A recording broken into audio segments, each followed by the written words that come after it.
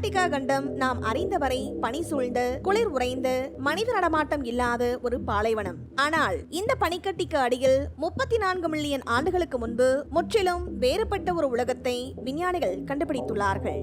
அந்த காலகட்டத்தில் யோசின் சகாப்தத்தின் பிற்பகுதியில் சுமார் 56 முதல் 34 மில்லியன் ஆண்டுகளுக்கு முன்பு அண்டார்டிகா இன்று போல பனி சூழ்ந்திருக்கவில்லை என்று விஞ்ஞானிகள் கூறியுள்ளார்கள். இன்றைய மித வெப்பமண்டல காடுகளிலிருந்து பரந்த தாவரங்கள் செழித்து வளர்ந்தன என்றும், குறிப்பாக நோத்தோபாகஸ் எனப்படும் பீச் மரங்கள் அண்டார்டிகாவில் நிலப்பரப்பில் பரவலாக காணப்பட்டன என்றும் கூறியுள்ளார்கள்.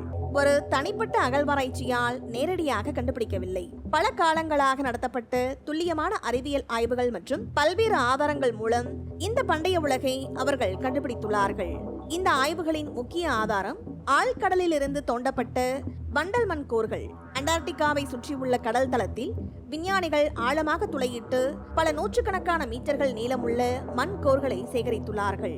இந்த மண்கோர்கள் காலப்போக்கில் கடல் தளத்தில் படிந்த தாவரங்கள், விலங்குகள் மற்றும் புவியியல் படிமங்களின் அடுக்குகளை கொண்டுள்ளன. இந்த அடுக்குகளை ஆய்வு செய்வது ஒரு கால பயணத்தை போன்றது. ஒவ்வொரு அடுக்கின் கீழும் நம் பூமியின் முந்தைய காலகட்டத்தின் ரகசியங்கள் புதைந்துள்ளன.